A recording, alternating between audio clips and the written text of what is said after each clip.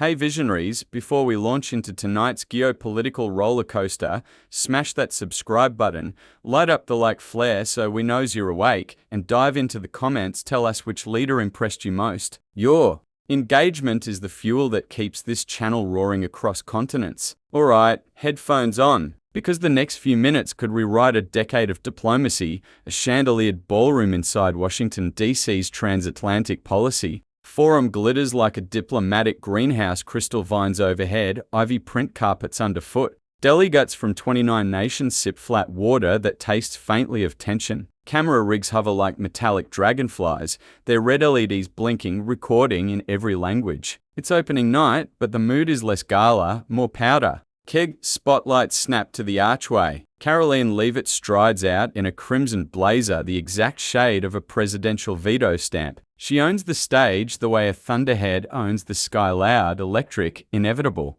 Teleprompter glass gleams beside her, but 10 seconds in, she unhooks from the script, eyes flaring with off-the-cuff adrenaline. Phones rise like a field of periscopes.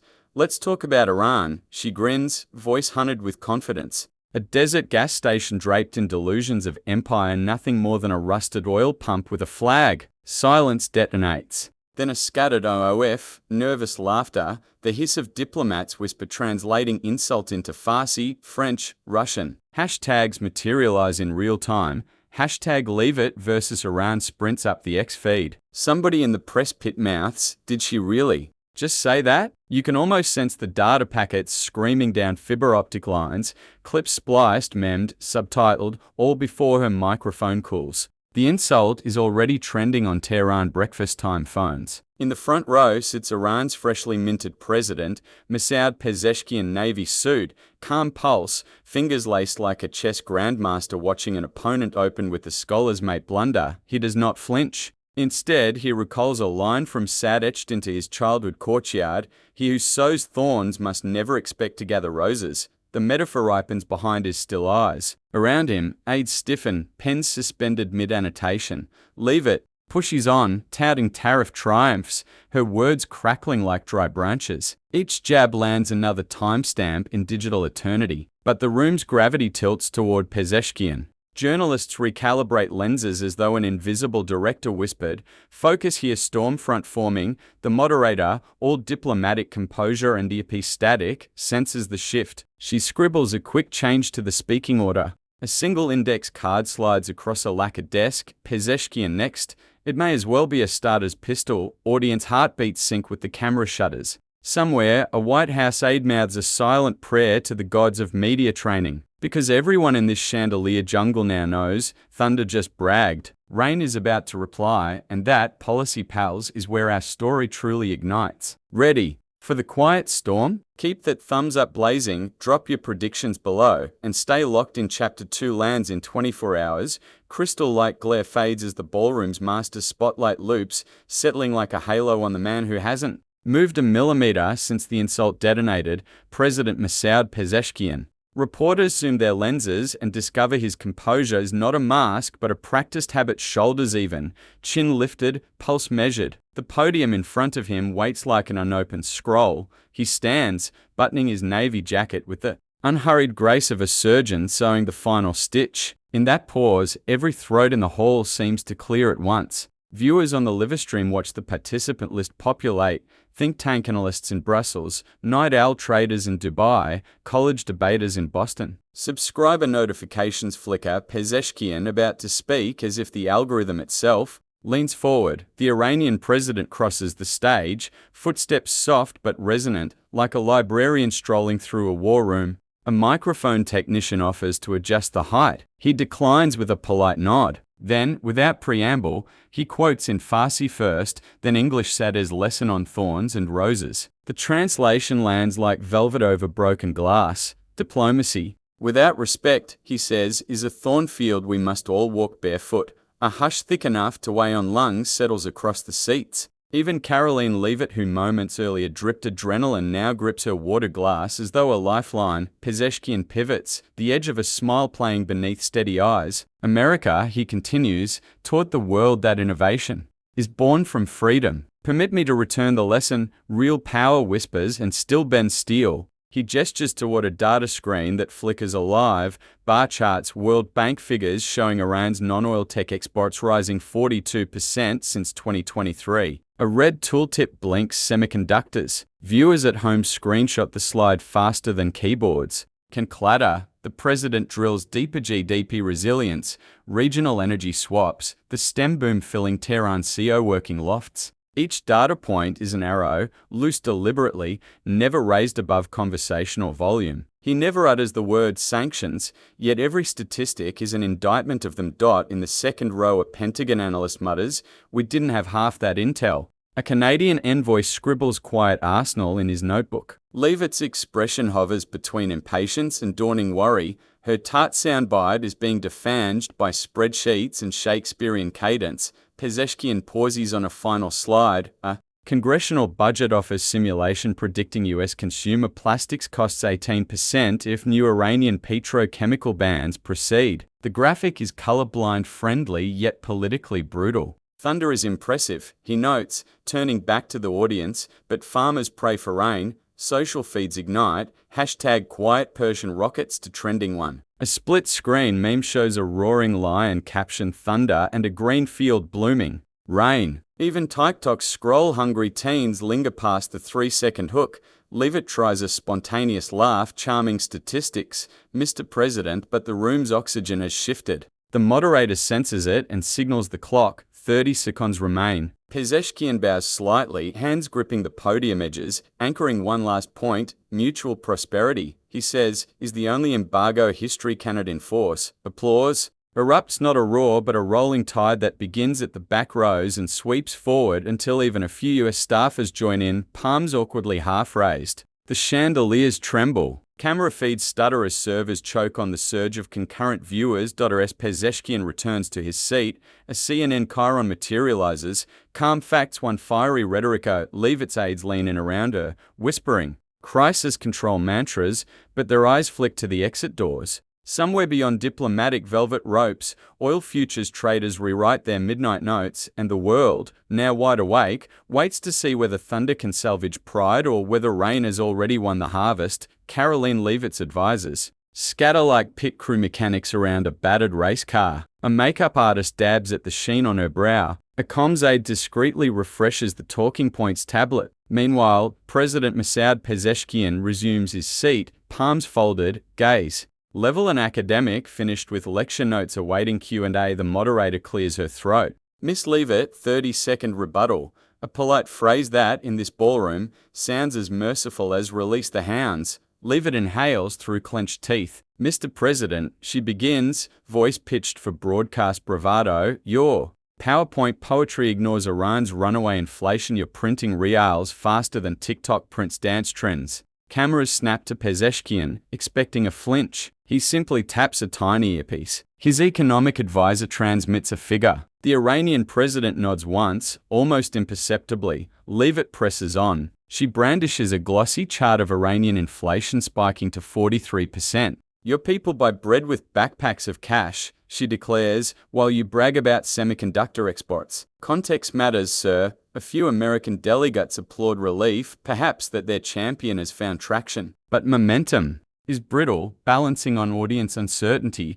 Pezeshkian rises without invitation. Context indeed, he replies, voice still Sunday library soft. A handheld remote clicks. The ballroom's main screen splits. On the left, Leavitt's inflation chart. On the right, a new line graph US. Gasoline prices projected under expanded sanctions, climbing in mirrored sympathy. Correlation, he notes, is a stubborn tutor. Then, like a seasoned professor, he overlays a second dataset. IMF projections of Iran's inflation returning to single digits by 2027 as non-oil revenues diversify. The crowd murmurs. Some mouths form silent wows. Leavitt lunges. You cherry-pick projections, we cite facts. She flicks to a clip of Iranian protests over food prices, flags, tear gas, urgency set to dramatic strings. Streets don't chant spreadsheets. Pezeshkian does not look at the screen. He looks at the audience. A nation is not its hardest day immortalized, he says. Judge it by how it answers that day. A subtle allusion to January 6th flashes unspoken across American minds. The rumen hails. He turns to Leavitt. You speak of printing money, he continues, yet the US dollar index ballooned 34% in pandemic stimulus sovereigns. Bleed, but scale hides the wound. Inaudible millimeters and ripples from a cluster of EU economists. Leavitt's timer blinks red. She rushes for one last jab. Iran's GDP still sits behind Finland's, she scoffs. Pezeshkian smiles as though she served him the perfect alley-oop. And Finland, he replies, just joined NATO because partnership multiplies, not diminishes, sovereignty. Thank you for the parable. Laughter genuine, not mocking bubbles. Through rows of diplomats, even a few US State Department veterans can't suppress grins. The scoreboard in their heads flips again. Online, X detonates. Side-by-side clip compilations captioned stats sound bites sprint past 1 million views in minutes. TikTok teens remix Pezeshkian's calm baritone over low FI beats, hashtag library lion. Cable news Chiron writers scrap B-roll packages. And start new scripts. Pezeshkian ends with only 4 words: rain, not thunder, prevails. He returns to his seat. Leavitt's microphone light dies. Her expression does not. It sits somewhere between defiance and dread, a frozen frame that editors know will headline montages for weeks.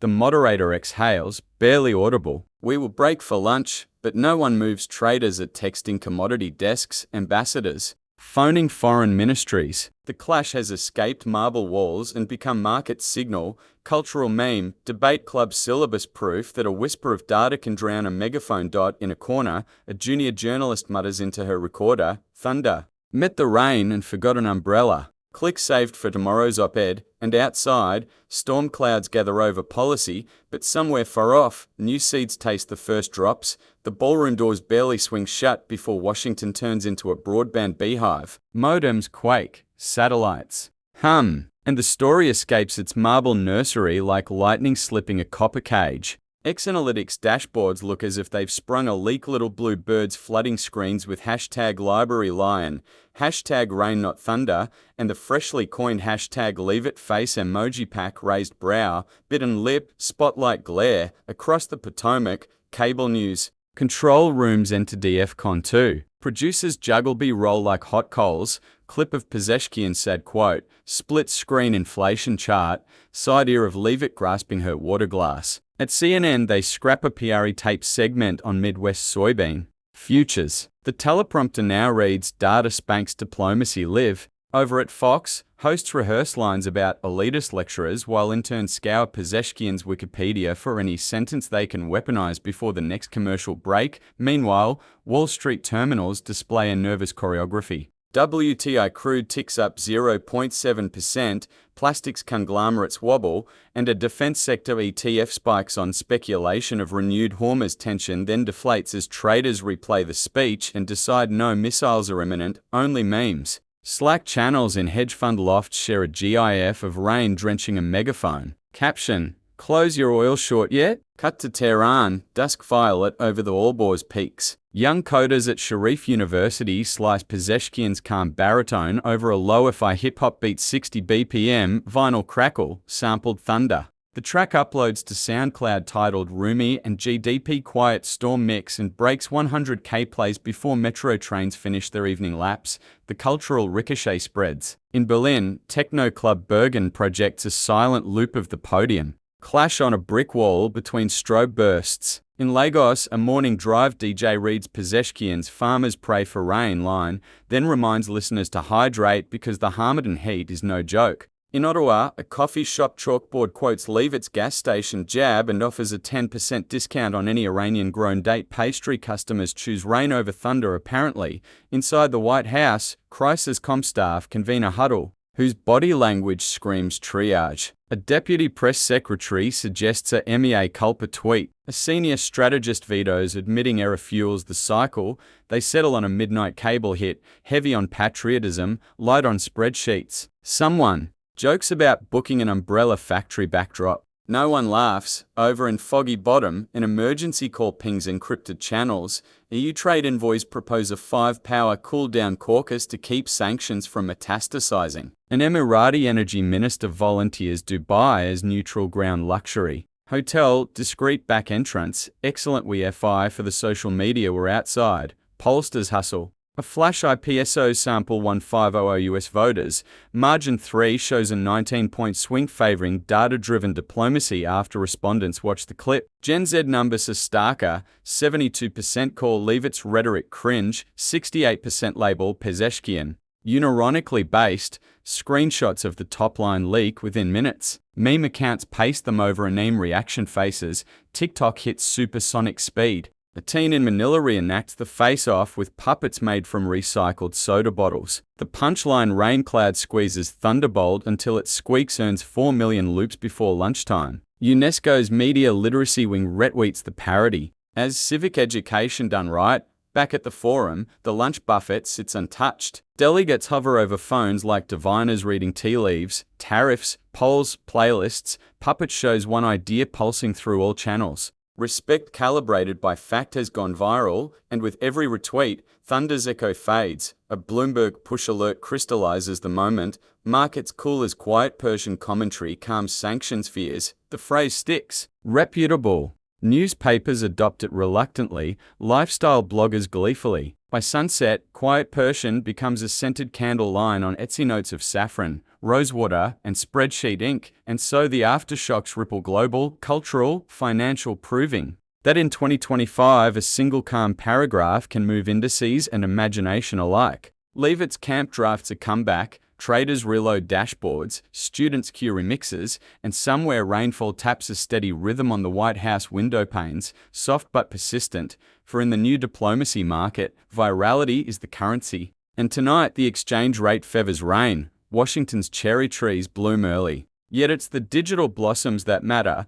Pew releases a follow-up survey showing a 23-point leap in Americans who prefer negotiation grounded in facts over rhetorical toughness. Leavitt's team counters with a glossy courage first. Add buy, only to watch the click-through curve flatten faster than a deflated souffle. The algorithm, like the crowd in the ballroom, has acquired a taste for quiet rain. US. Auto parts lobbyists trudge into Capitol hearing rooms armed with spreadsheets, proving that proposed petrochemical sanctions would jack plastic dash panel costs by 16%. Senators glance at the charts, recall Pezeshkian's calm warning, and request additional study. Legislation stalls. Markets steady. One lobbyist whispers in an elevator, when a PowerPoint owns prime time, you pivot or perish. Harvard's Kennedy School uploads a 54-page case study, Thunder vs. Rain, Rhetorical Efficacy in Contemporary Diplomacy. Required reading by fall, it dissects voice modulation,